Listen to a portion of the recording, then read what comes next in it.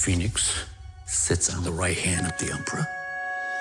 Penundaan itu disampaikan mantan CEO Disney, Bob Iger, pada 4 Februari.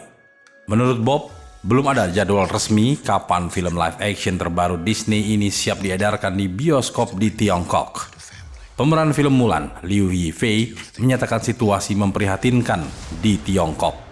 Yifei tidak mau menyalahkan pihak manapun, apalagi setelah mengetahui kota Wuhan diisolasi guna menjaga keselamatan orang-orang di sana.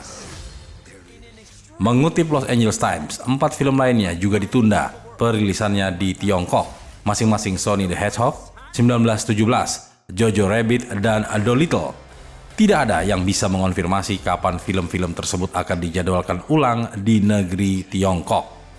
Bukan hanya soal perilisan film, pemerintah Cina juga memutuskan menutup hampir 70.000 bioskop sejak Januari 2020. Beberapa bioskop besar di sana seperti Qingdao Oriental Movie Metropolis dan Hengdian World Studio turut mengikuti arahan pemerintah setempat.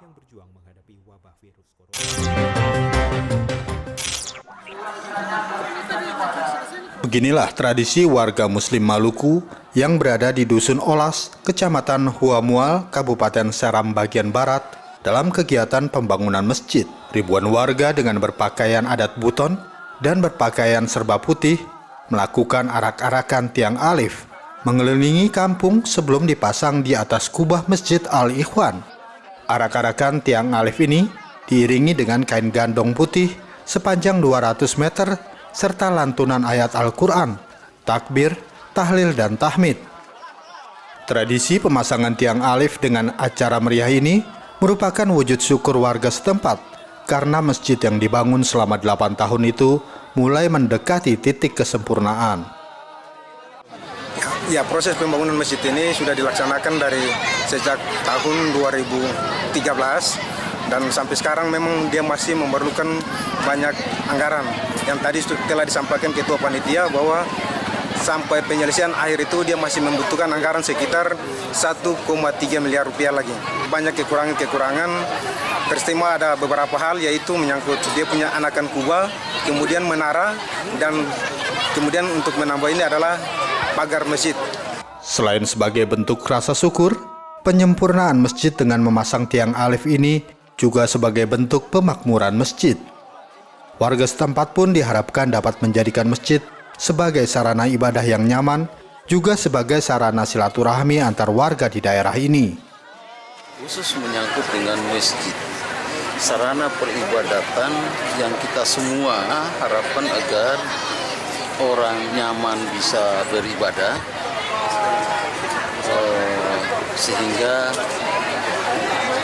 kalau kenyamanan orang itu berarti kekhususan itu bisa terjamin. Ini yang kita harapkan itu bisa terjadi dan tercipta di sini. Memang terlihat ada beberapa bagian yang belum selesai, tapi yang diusahakan panitia tadi sudah melaporkan, mereka usahakan agar orang itu mereka bisa selesaikan sedikit-sedikit sehingga orang ibadah, orang salat itu bisa nyaman. Tradisi pemasangan tiang alif ini sempat diwarnai histeris warga.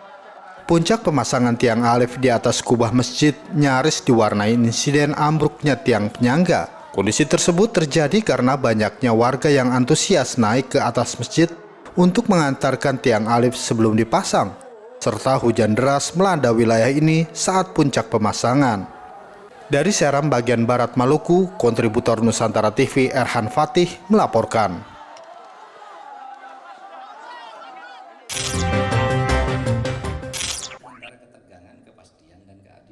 Pemerintah terus memperhatikan nasib daerah-daerah terluar, apalagi setelah berdirinya Badan Nasional Pengelola Perbatasan sejak beberapa waktu lalu.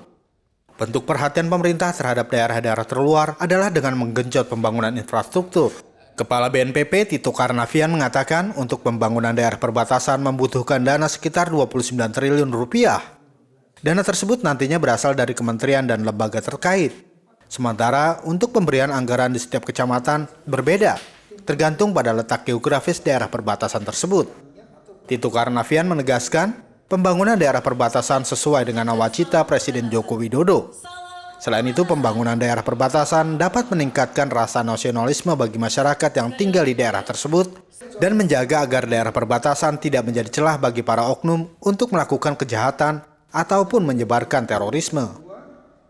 Jadi hitungan kita untuk bisa membangun 222 itu dengan segala kebutuhan rincian yang tim kita turun udah ketemu sama stakeholder yang ada di kecamatan itu, mereka bangun pasar ini, mereka bangun ini, setelah dirinci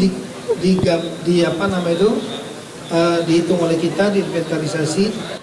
Tito menambahkan dirinya berencana untuk mengadakan rapat terbatas dengan Presiden Joko Widodo dan kementerian lembaga terkait agar dapat menjalankan peta jalan yang sudah ditentukan. Dari Jakarta, Amelia Arsiti Ajron, Nusantara TV melaporkan.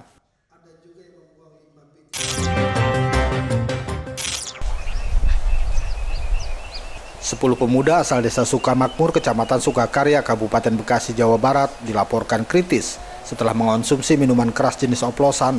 2 diantaranya bahkan tewas secara bersamaan usai berpesta. Kedua korban meninggal diketahui bernama Agus dan Ridwan yang masing-masing berusia 20 tahun. Sementara 8 korban lainnya masih dirawat intensif di klinik serta kediaman masing-masing. Dari keterangan warga, 10 korban sebelumnya melakukan pesta miras di lokasi acara pernikahan. Namun diduga minuman dioplos dengan cairan soda serta bahan suplemen oleh salah satu korban. Usai mengonsumsi, para korban sempat pulang ke rumah masing-masing. Namun sehari kemudian, 2 korban justru meninggal dunia di rumah masing-masing, sedangkan 8 lainnya kritis dan dirawat intensif di klinik terdekat. Polisi yang ke lokasi langsung melakukan pemeriksaan terhadap korban dengan mengambil sampel sidik jari. Sejumlah korban juga diketahui telah dimintai keterangan atas kejadian ini. Kronologis awal katanya di sini ada besanan ke desa Sukakarsa.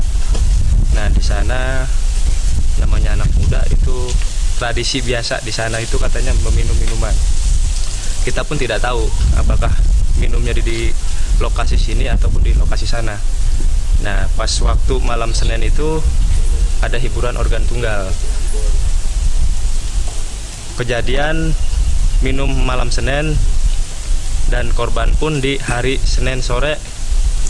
1 ada yang meninggal jam 4 sore dan yang kedua meninggal di jam 7 pada maghrib, dan yang lainnya korban yang selamat sekarang sedang dirawat di beberapa rumah sakit, di antaranya ada juga yang di rumah. Rata-rata ya anak muda, Pak.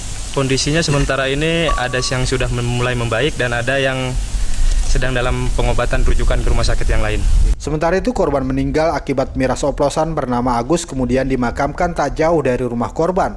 Sementara kasusnya kini ditangani Mapolsek Sukatani dan Polres Metro Bekasi. Dari Bekasi, Jawa Barat, Ari Ridwan, Nusantara TV melaporkan.